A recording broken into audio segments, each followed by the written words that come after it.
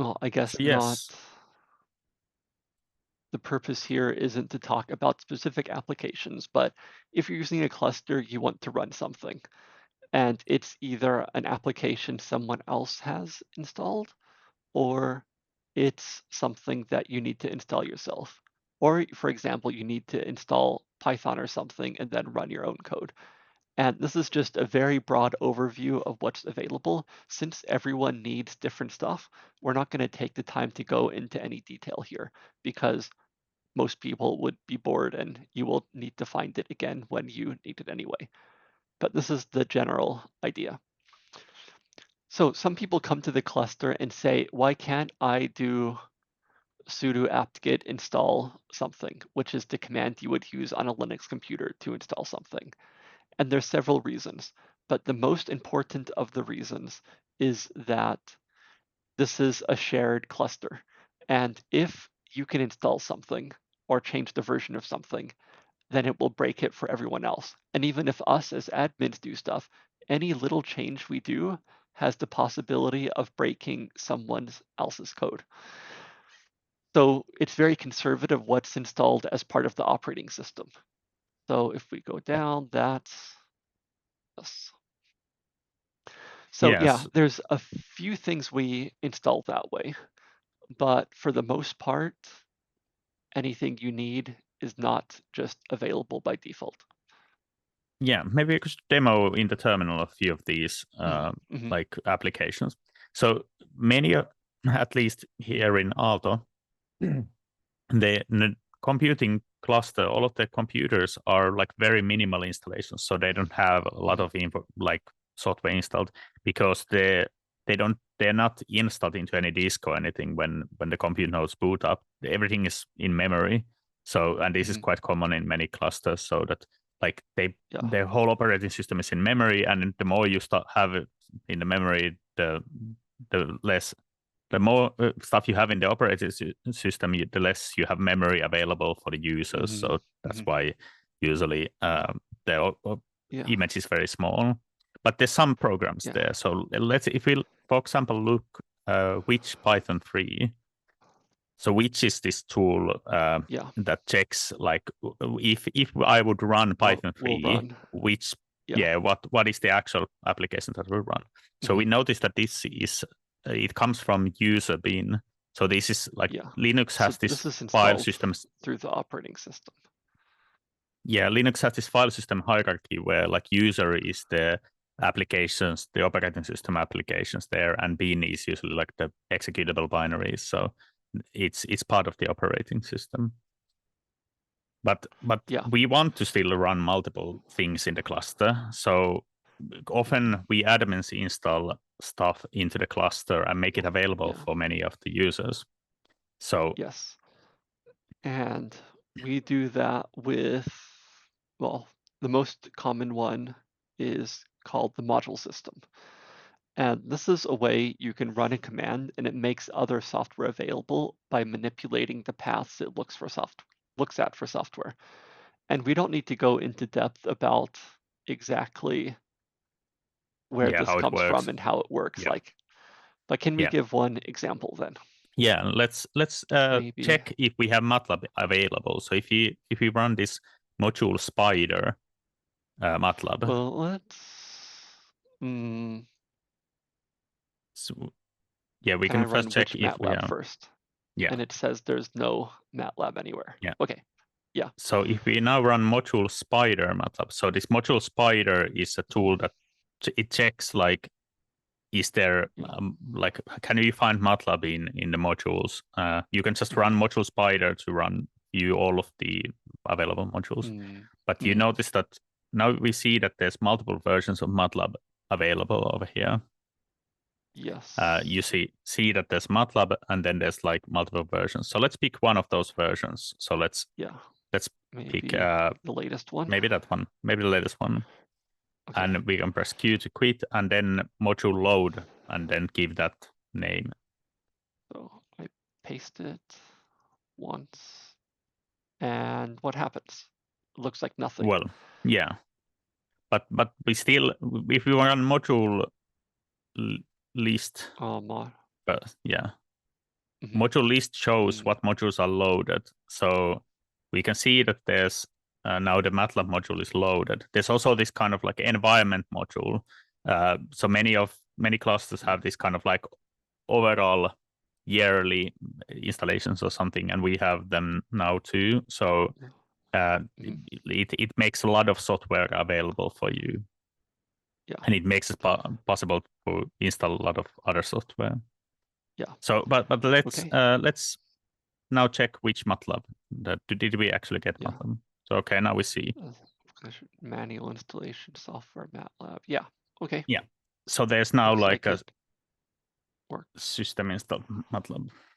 So this is the most common way that we provide software, or the system providers provide software for you. Yeah, maybe we can start the MATLAB and should I test it? Yeah, let's try that.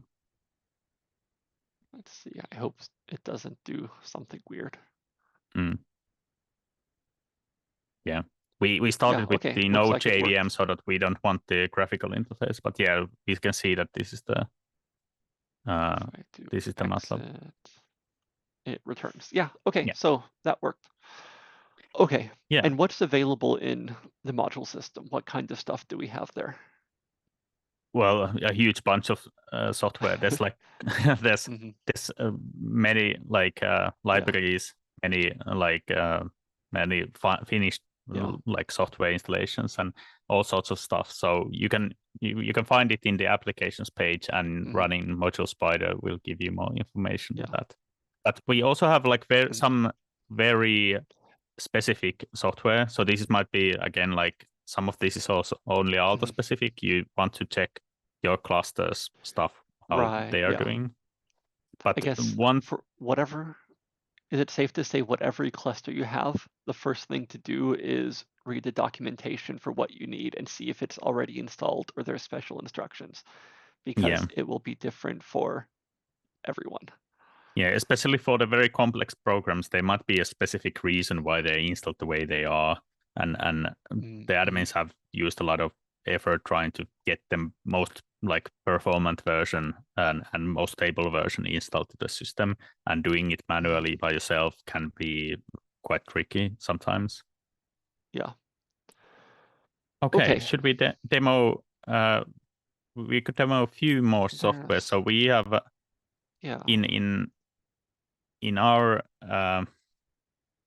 cluster, we also have these containers available. So there was yesterday, at least, there was a question about like what can you run Docker containers in the cluster. So containers, for those who don't know, is this basically like an operating system paired with the software. Like everything is there, like everything is contained in the same package. And we use these apptainer containers, or they used to be called singularity containers. They are called in some sites singularity containers to have these kind of like very complex software that wouldn't install like into the operating system that we're using. But these can be run in the cluster, and we have few of these available. Like they need usually a bit more like manual work to get working. But in the notes, we'll link a course page with Code Refinery that we did on creating these containers. So if you are interested in this one here, please check that material. Yeah. And we, on Triton, at least we do have some software already installed in containers. So it's not just, despite what it says here, it's not just under install it yourself. So yeah, but should we give a demo of running something with a container? Yeah, let's look at it. So one example is this FreeSurfer, which is this neuroimaging suite, which is they provide existing containers, so it's easiest to install using that. So for that we have this module apptainer FreeSurfer. So if you load that, it will tell you how to get more information on how to run it, but we have read it, so Richard can maybe execute the command. And is this a typo here? Should that be a curly bracket. Oh, that's true. Yes, good point. We need to fix that. So now we run it with apptainer, execute, and I guess the path to it. Yeah, the image path, and then we execute some program inside of it. So this is running. So if I can unpack this command, apptainer is the container program. Exec means we want to run some command in a container. Image path has been defined by the module that tells me this is where the container is. And if you make a container yourself, you would just give it the path there directly. Yeah. And free surfer is now a thing that will run inside of there. So Yeah. it's like it's starting up this other, almost like an operating system that's self-contained with all the stuff, and then says, hey, this box I just made, run free surfer. And it connects it to what's outside. Yes. Yes, Okay. very well put. And I guess we can run it with the help option to verify that it does something in there. And it sure looked like it it will gives print us out help from it. Yeah. And I guess if we do free surfer outside the container, there's nothing. Yeah. So yeah, okay. Are there any other big major ways of software? I guess there's Conda that we already went over in the morning. So actually, would you say Conda is the most common way of doing things? Yeah, well, that's at least in the Python world. Python world is quite common, but for many people like who don't necessarily like who want to use Python, but they don't necessarily want to like do stuff themselves or install their own environment, we provide like existing environments that are like handcrafted to have a huge bunch of packages available, at least here in Aalto. So we have this SciComp Python environment that has a lot of packages already installed, but of course you can create your own environments. So so maybe we should demo that quickly, like loading that. Demo. So the pre-made Conda things. Yes. Okay. Yes. And I have a visitor here, so yeah. Let's see how Good much luck. I can type. So module load, and I know from my experience that it is called SciComp and what's in this environment? A huge bunch of like Python packages like installed like already. So now we can see that the Python has changed. Like what is the Python version that we're using? It comes from our installation. But thing there. like these are something that we provide, but there's a lot of stuff you can of course install yourself. And if you encounter any problems, it's always a good idea to ask help from the admins, or if you have a software that other people might be interested in using, it might be good to let us know. Then we can install it for everybody in the cluster, because that makes it life easier for everybody. Yeah, and even if you aren't sure about it, you can ask. So there'll be sometimes we'll say, okay, yeah, I mean, we haven't had many requests from this. It seems easier to install yourself, and we'll help you install it yourself. But as we see the patterns, we might add it to one of the existing environments, especially if it's a Python or R thing. Install it within one of these. If it's LLM related, install it to our standard LLM environment. Yeah. Yeah. So and depending on your say. Yeah, but usually, like as a good rule of thumb, go check out module spider in the cluster that you're running in, and check what's there and is your program that you're planning on running there. That's a good starting point usually, and check the application page for the program. But I think now is a good time to switch gears to talk about, like, we have another talk by Enrico and Thomas. Yeah. And I think the cat is getting pretty hungry, so it's a great time to switch. Yeah. There is There is this interesting question about using Python 2 on Triton. So that's one of the cases where we'd say it's not installed in any default environment, but you can install it yourself with Conda. And then we point you that way and give you any help you might need. And that's that basically.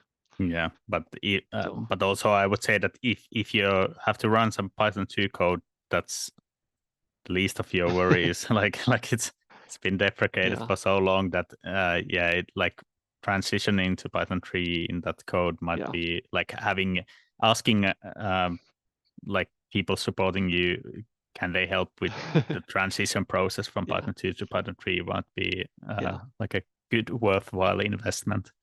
yeah. But I mean, if it's some code that they haven't made and someone else is like, yeah, you just aren't gonna Yeah. update that. But yeah, okay. So with that said, let's close this out. There's a lot more to read about applications. We've just prepared you to do your own reading. So by all means, go do that. Um, And if you have questions about the application of your choice, put them into the notes and we can try to answer like how you yeah, should we go can about installing it. keep writing there. And now we're switching gears for the second to last session of the day, which is a more philosophical discussion, I guess. So it's Mhm. more about how you use stuff, or no, not how you use stuff, about how you do the science itself. And this is with Enrico, who's one of our, well, I want to say one of the reproducibility people, but really we all care about reproducibility in science. So anyway, Yes. Yeah. Can Have a good you, one. thanks. yeah, Can you switch to my share screen share, please? there you go.